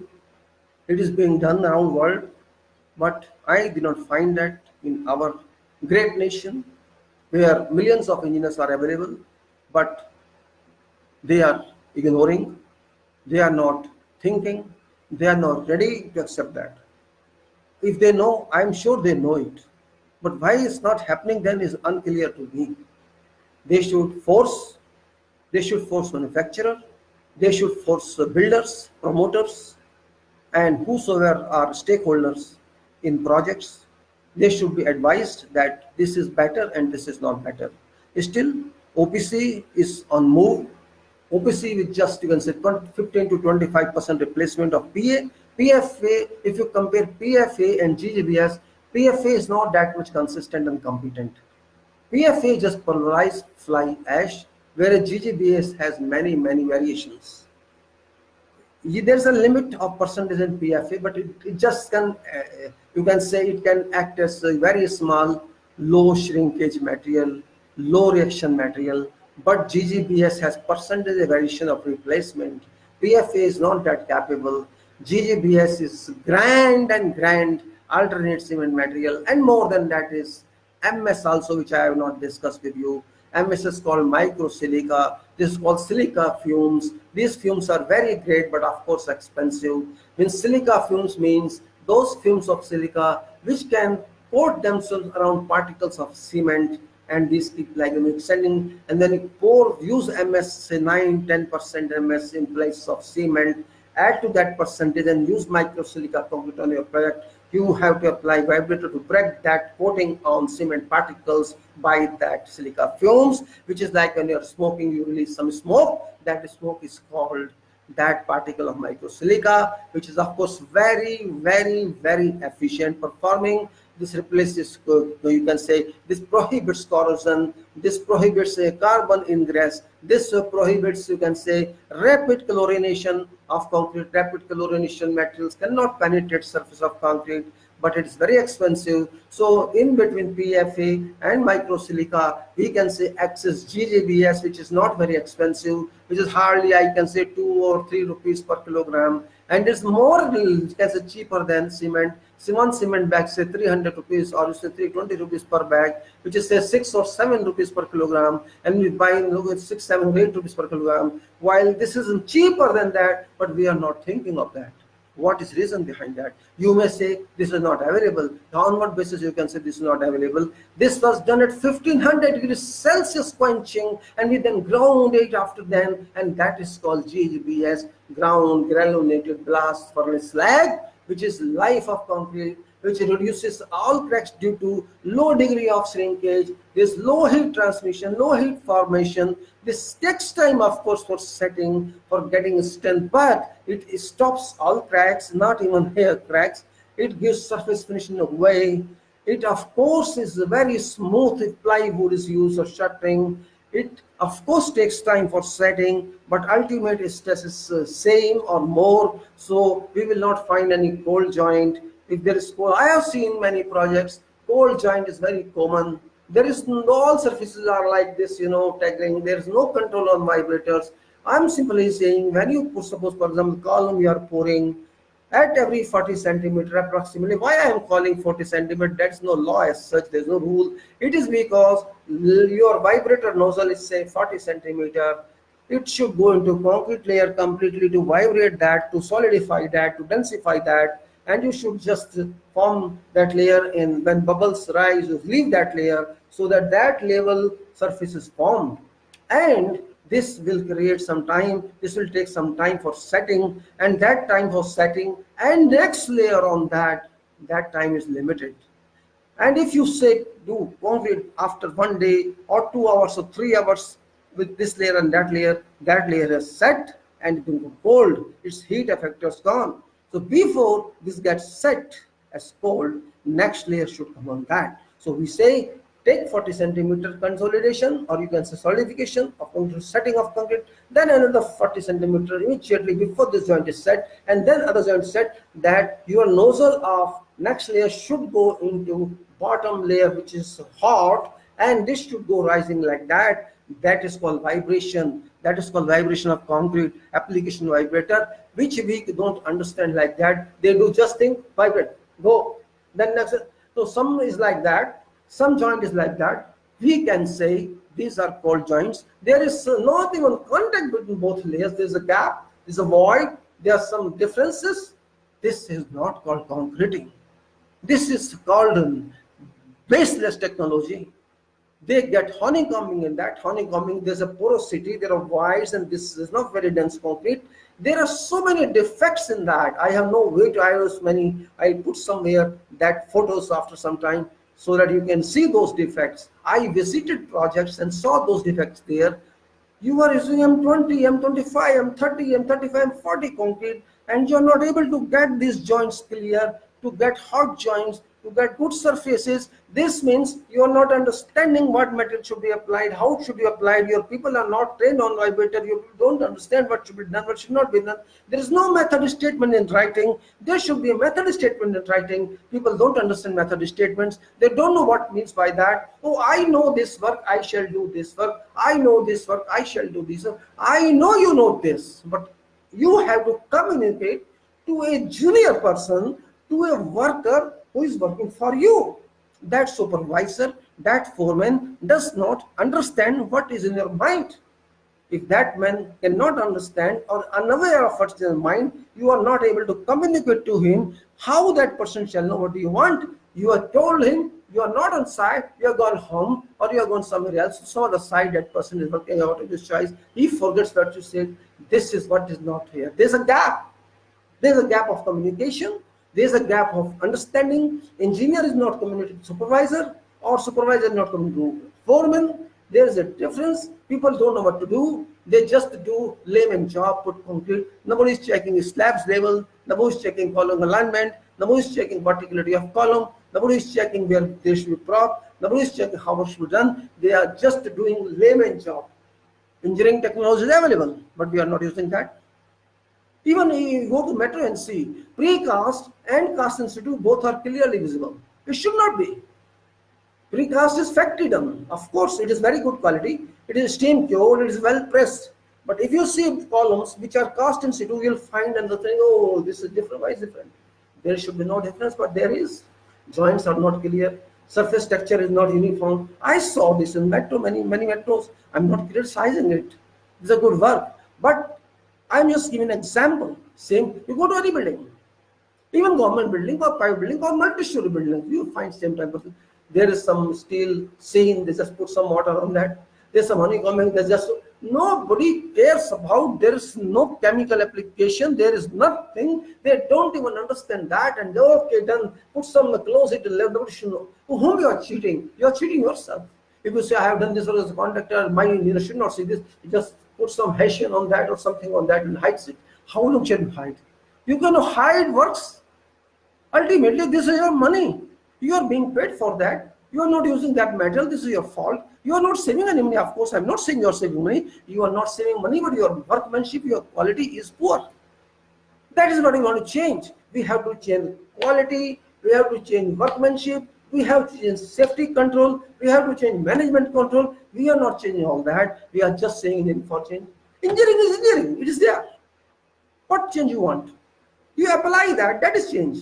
You apply and see result and compare with the old work. You will find difference. We are misconceived society. It is difficult to criticize here. People don't receive that. If somebody is criticizing or criticizing, it is for your good, not for bad. If I am speaking something because I have seen something like that. And here they fix column. And 6 feet balcony is there, 6 feet, 180 or 2 meter balcony. They don't care for beam, they don't care for something, and some deflection is there, some sway is there. They put another column, which they add weight onto that. This is our engineering. Where is engineering? How we are claiming we are engineers? Are we really engineers? We have to understand that. We have to introspect our own. Forget what was told in, what was taught in your university. That has gone. You cannot go back there. And forget further education also. Until you apply what you learned in BSc engineering, you cannot do any. No use of MSc engineering or PhD if you don't understand that. If you cannot apply that. A designer works a design. He thinks everything. He designed by software. He thought it's very good design. Thank you very much. You designed very well. But that person didn't know what type of steel should be available, what dia is available. I have seen 25 mm dia being used where 12 would work. 25 mm dia is being used where 12 would go. You can use many 12 diameters in place of 20 mm, and that 25 mm is being overlapped. Which sense is this, you tell me? Is it sensible to overlap 25 mm diameter with columns or beams? Why do you want to overlap that? There is a requirement, okay, use connectors. What's wrong with that? Is that not a change? You don't understand what's mechanical connector? Mechanical connector, this is one bar, this is another bar, there's a connector, it connects two, and then if you test it, it will successfully pass test. That is tension test. You will pass, or compression test will pass. So why don't you use connectors rather than like the 12 mm bar, no problem, 16 mm dia, no problem, 8 mm dia, no problem, 10 mm dia, no problem. But bigger diameter and you are overlapping, either weld that. Weld is not acceptable, radioactivity you need testing. But connector you can use. Who shall tell you all this? Yes, there should be someone to tell you about everything. Literature is available, information is available, go and read. But you will not do. Somebody told me there was a high-rise building, I was working on that, and on top, this builder wanted this person of in charge, promoter is wanted to change dia, small go on small column, and then small steel on top. So I asked him, why did you change size of columns? He said, that's to say load on top is less.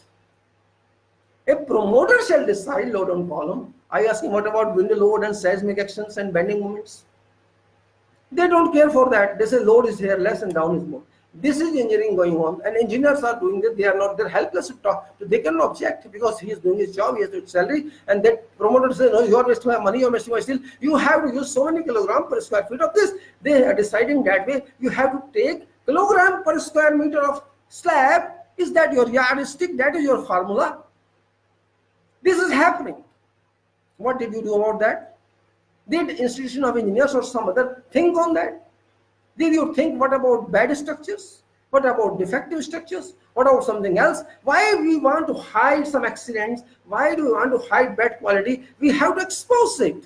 That we have done this, we achieved like this. This is not acceptable. Until you learn from your mistakes, you cannot change. You cannot, we are just saying engineering for change. For what change you are not defining? And just imagination, hypothecation, professors are talking, university professors are talking, even lectures. What is use of that? If I am talking to someone, they are not listening to me, they will listen to a university professor, just 10 minutes, 12 or 15 lecture. What is no meaning of that? If you cannot use VGBS, which has been used for 20 years in other countries, you are not even knowing about that. What's the use of your thought? There is no thought at all. You are not thinker. You are not thinker at all. It is your duty to think. This is not even constitution. This is your engineering itself. Engineering means think. Think, and think. This is engineering. If you cannot think, you cannot find 3 or 4 options, you are not an engineer. You are just a layman. Your degree should be used for thinking, for evolving, for finding more ways. But you are not doing that. I have put some more thoughts on safety also. Though it's no time, already it's almost 2 hours. So I will not take much time because it's not good to take 2 or more hours. Already it's 6 o'clock. I have put that text in this video.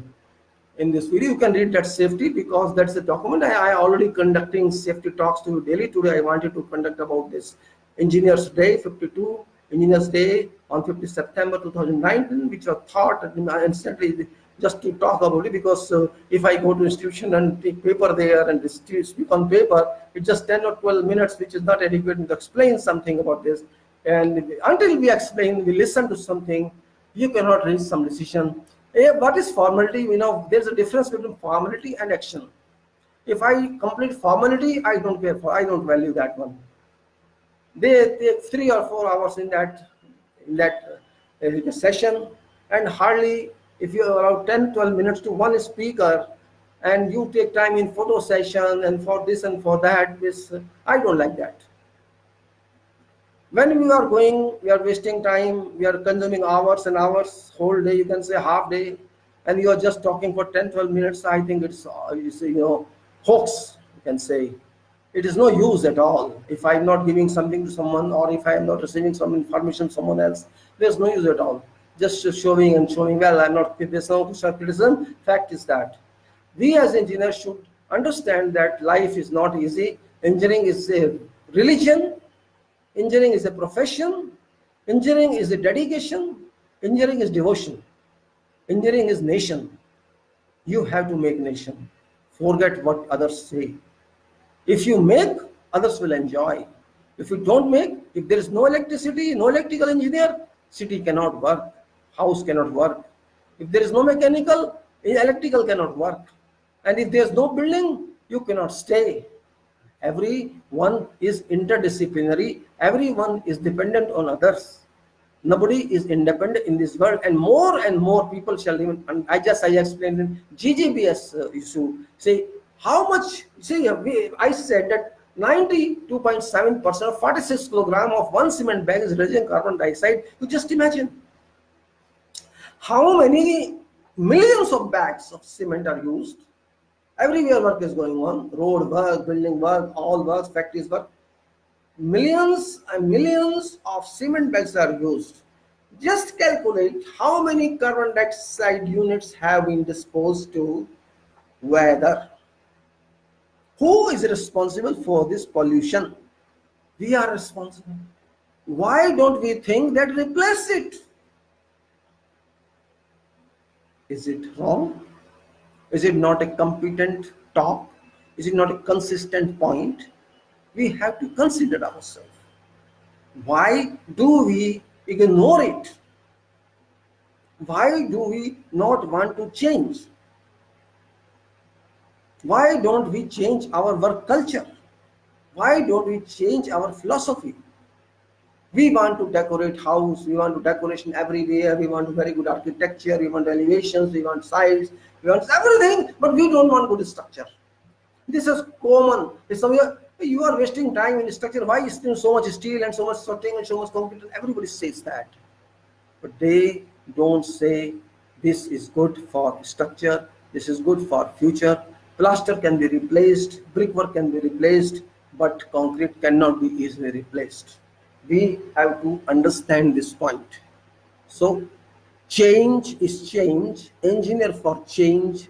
Engineer is change agent. Engineering is a change process. Engineering for change. Engineering for change has many dimensions, many directions. It is radial, it is longitudinal, it is square, it is triangular. Whatever way you say, there is a change in change. Change in weather, change in temperature, change in safety, change in quality, change in thought, change in working, change in thinking. Everything is change. Life itself is a change. We engineering everywhere, only not civil, all automobile, agriculture, infrastructure, aeronautics, space. Which one is not there? Electrical, mechanical, computer, IT, non-IT, everything is there. Everyone has to change. But it is a unified change. It's not isolated change. Economy is affected by engineering. If engineering doesn't change, economy cannot change. We may say we shall get this much trillion, 5 trillion, 10 trillion, 15 trillion. We cannot get that until we change. We have to change our culture, our working, our thought, our dedication. We have to take pride in our jobs. We don't have to worry about others. Engineers are leaders in society, not others. These are all political leaders or political leaders. Engineers are real leaders. If engineers stick to their work, stick to the safety and quality, nobody can say anything. Engineer has to control safety. Engineer has to control quality. Engineer has to control design, engineer has to control prosecution, engineer has to control supervision, engineer has to mandate everything. If engineers, maybe in government or maybe in private sector, wherever you work, if you are strong enough to control these actions, all will have to follow them. But it is up to you to decide what you want to do. Simply saying engineering for change shall not change us. We have to change first. Engineering for change engineers, engineering for changing culture, engineering for changing methods. Everything should be done by methods, defined methods, and must be followed. Methods can be defined, these can be revised and further revised, but should be complied with when work is done. That is more important rather than decorations. We don't want decorations, we don't want felicitations, we don't want awards, we don't want anything other than good work. If we produce something, that in itself is an award. I don't care for any award if I do my job good, if I get results, if the quality and value added service to service of society, that is fine. Why should I worry about something else?